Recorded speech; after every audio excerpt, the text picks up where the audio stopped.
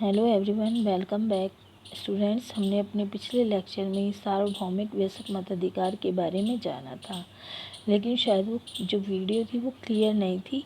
इसीलिए आज मैं दोबारा से आपको वयस्क मताधिकार प्रणाली के बारे में समझा रही हूँ।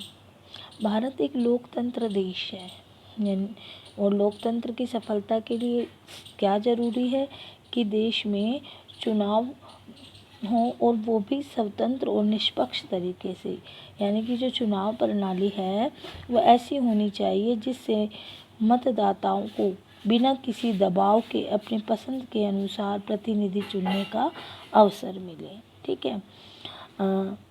भारत में स्वतंत्र और निष्पक्ष चुनाव कराने के लिए संविधान के द्वारा एक पूर्ण निर्वाचन प्रणाली की व्यवस्था की गई है, और इसमें विभिन्न उपाय किए गए हैं, जिसमें सबसे पहले आता है वयस्क मताधिकार।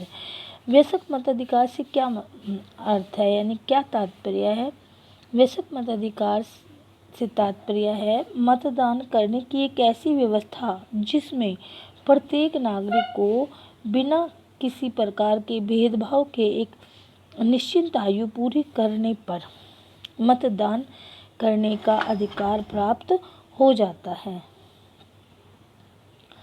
इस प्रणाली में क्या होता है? शिक्षा, लिंग, संपत्ति, जन्म स्थान या अन्य आधार पर नागरिकों के साथ कोई भेदभाव नहीं किया जाता।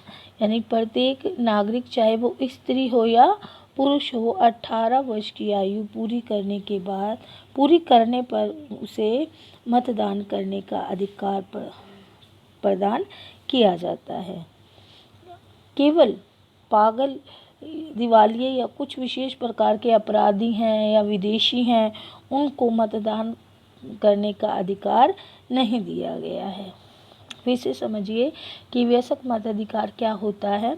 वयस्क मताधिकार से का अर्थ है एक ऐसी व्यवस्था जिसमें देश में रहने वाले प्रत्येक नागरिक को बिना किसी भेदभाव के एक निश्चित आयु पूरी करने पर वोट देने का अधिकार मिलता है।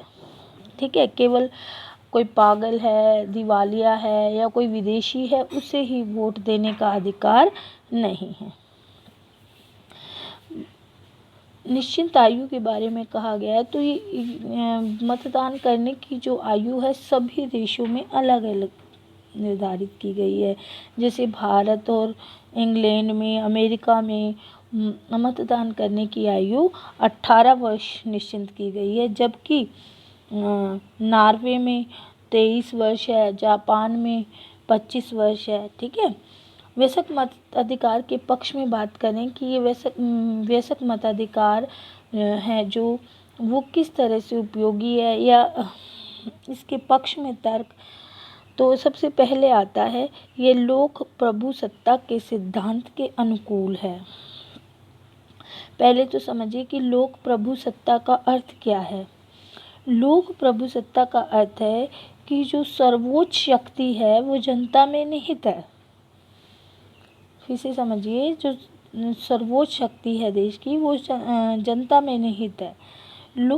कोई भी किसी भी देश में लोकतंत्र तब तक सफल नहीं हो सकता या वास्तविक नहीं हो सकता जब तक कि शासन व्यवस्था में जो प्रतिनिधि होते हैं उनके चुनाव में प्रत्येक नागरिक का योगदान ना हो। और इन प्रतिनिधियों का चुनाव किसके द्वारा किया जाता है? सामान्य जनता के द्वारा। तो जो वयस्क मताधिकार प्रणाली है वो लोक प्रभुसत्ता के सिद्धांतों के अनुकूल है। दूसरा है ये समानता पर आधारित है। समानता का अर्थ क्या है? कि सभी व्यक्ति समान हों और विकास के लिए सभी को समान अवसर दिए जाएं। तो इसका अर्थ ये हुआ कि सभी व्यक्ति समान हैं, तो विकास के लिए सभी व्यक्तियों को मताधिकार देना भी आवश्यक है। जिन नागरिकों को मतदान देने का अधिकार नहीं होता और उनके हितों और अधिकारों की सरकार तनिक भी परवाह, तनिक भी चिंता नहीं करती है। इसलिए प्रत्येक वयस्क को मत देने का अधिकार होना चाहिए। ठीक है। नेक्स्ट आता है कानूनों का प्रभाव सभी पर पड़ता है। जो राज्य में जो भी कानून बनाए जाते हैं, कोई भी नियम बनाए जाते हैं या कोई भी नीतियाँ बनाई जाती हैं, तो उनका प्रभाव सभी व्यक्तियों पर निश्चित रूप से पड़ता है। और उसे निश्चित करने में क्या होना चाहिए, सबका भाग भी होना चाहिए। इसीलिए जो वयस्क मताधिकार प्रणाली है वो उचित है। ठीक है। नेक्स्ट है, नागरिकों को राजनीतिक शिक्षा मिलती है। वयस्क मताधिकार होने से नागरिकों को समय समय पर देश में होने वाले चुनाव प्रक्रिया में भाग लेना पड़ता है, या जब भी चुनाव होते हैं तो सभी नागरिक उसमें भाग लेते हैं। और जो विभिन्न राजनीतिक दल हैं और उस दल की जो नीतियां हैं वो जो उम्मीदवार हैं वो जनता को बताते हैं, यानी नागरिकों को बताते हैं, और देश की समस्याओं के बारे में भी उन्हें जानकारी देते रहते हैं। इससे क्या होता है, नागरिकों को राजनीतिक शिक्षा मिलती है। ठीक है। नेक्स्ट आता है, इसमें सभी के अधिकार सुरक्षित रहते हैं। इसमें क्या होता है कि वयस्क मताधिकार प्रणाली में देश के सभी नागरिकों के लिए अपने अधिकारों की रक्षा करना संभव हो जाता है। मतदाता जब अपने प्रतिनिधि का चुनाव करते हैं तो उन पर वो नियंत्रण बनाए रखते हैं, और सरकार क्या करती है, नागरिकों के भय से उनके अधिकारों को छीन नहीं सकती। इसीलिए वयस्क मताधिकार प्रणाली सभी के अधिकारों को सुरक्षित रखती है। ठीक है। नेक्स्ट है, यह स्वाभिमान को जागृत करती है। वयस्क मताधिकार नागरिकों में स्वाभिमान की भावना को जागृत करता है। जब बड़े बड़े नेता उनके पास वोट लेने के लिए, वोट मांगने के लिए आते हैं तो उन्हें अपनी, यानी कि मतदाता को अपनी वास्तविक शक्ति का ज्ञान होता है। ठीक है। उन्हें इस बात का अनुभव होता है कि देश की शासन प्रक्रिया में उनका भी योगदान है। इससे उनके मन में स्वाभिमान की भावना जागृत होती है। ठीक है। नेक्स्ट आता है, अल्पसंख्यकों के हितों की रक्षा। वयस्क मताधिकार प्रणाली जो है एक ऐसी प्रणाली है जिसमें अल्पसंख्यकों को भी अपने प्रतिनिधि चुनने का अवसर मिलता है और उनके द्वारा वे अपने हितों की रक्षा कर सकते हैं। ठीक है। ये तो हमने पढ़ा था वयस्क मताधिकार प्रणाली के पक्ष में तर्क। कौन से थे कि यह प्रभुसत्ता के सिद्धांत के अनुकूल है, समानता पर आधारित है, नागरिकों को राजनीतिक शिक्षा मिलती है, और इसमें सभी के अधिकार सुरक्षित रहते हैं और स्वाभिमान की भावना को जागृत करती है। ठीक है। नेक्स्ट आता है, क्रांति की संभावना कम। वयस्क मताधिकार प्रणाली में जो शांति और व्यवस्था की संभावना बहुत अधिक रहती है, क्योंकि नागरिक अपने द्वारा चुनी गई सरकार के विरुद्ध क्रांति नहीं करते हैं। विपक्ष में तर्क।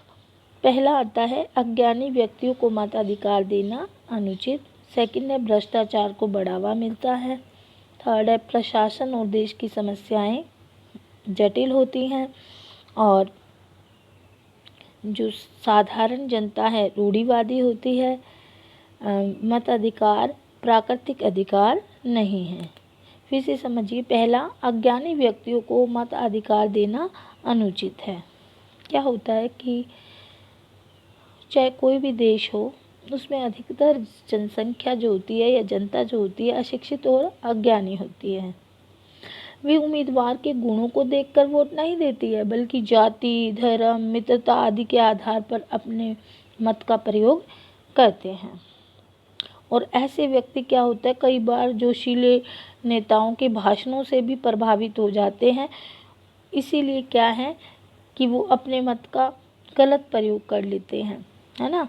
तो अशिक्षित व्यक्तियों को मत अधिकार देना उचित नहीं है। नंबर 2, भ्रष्टाचार को बढ़ावा मिलता है। क्या किया जाता है, जो इसमें जो धनी उम्मीदवार होते हैं वो धन के द्वारा निर्धन व्यक्ति के जो वोट हैं, जो मत हैं, उनको खरीद लेते हैं। और निर्धन व्यक्ति क्या करता है, थोड़े से लालच में पड़कर अपने मत का प्रयोग क्या करते हैं, गलत करते हैं और भ्रष्टाचारी उम्मीदवारों के हाथों में अपने वोट को बेच देते हैं। इसीलिए क्या कहा गया है कि वयस्क मताधिकार प्रणाली में भ्रष्टाचार की भावना को बढ़ावा मिलता है। थर्ड है, प्रशासन और देश की समस्याएं जटिल होती हैं। देखो, जो शासन संबंधी प्रश्न हैं, जो शासन संबंधी समस्याएं हैं, वो बहुत जटिल होती हैं और जिनको समझ पाना साधारण व्यक्ति के बस की बात नहीं है। और कई बार ऐसा होता है, जो साधारण मतदाता है अयोग्य व्यक्ति को चुन लेते हैं, क्योंकि उनके पास देश की समस्याओं को विचार करने या उन्हें समझने के लिए समय ही नहीं होता है ना। तो इसीलिए जो मत देने का अधिकार है केवल शिक्षित व्यक्तियों को ही होना चाहिए, ताकि वो जो देश की समस्याएं हैं उनके बारे में, जो प्रश्न हैं उनके बारे में अच्छी तरह से समझ पाए। नेक्स्ट आता है, साधारण जनता रूढ़िवादी होती है। इसके वयस्क मताधिकार के विरोध में एक तर्क ये भी बताया जाता है कि जो साधारण जनता है रूढ़िवादी होती है। उनके द्वारा आर्थिक और सामाजिक क्षेत्र में प्रगतिशील नीतियों का विरोध किया जाता है। यानी कि जो आर्थिक और सामाजिक क्षेत्र में कोई प्रगतिशील नीतियों को अपनाया जाए तो साधारण जनता इसका विरोध करती है।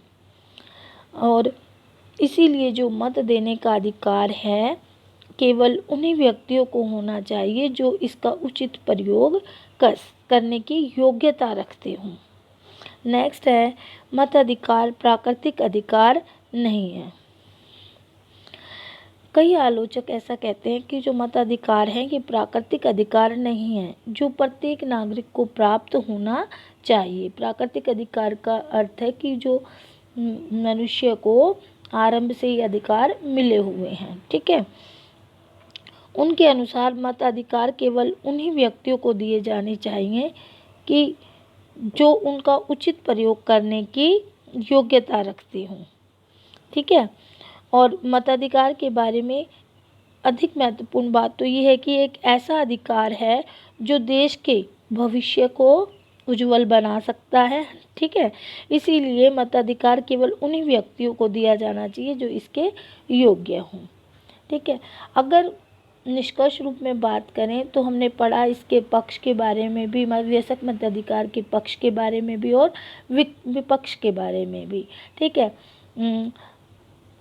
परंतु आधुनिक युग है जो वो लोकतंत्र का युग है, जो वयस्क मताधिकार के बिना पूरा नहीं है और ना ही सफल हो सकता है। वैसे भी अगर देखा जाए तो वयस्क मताधिकार प्रणाली में गुण अधिक हैं और दोष कम हैं, ठीक है।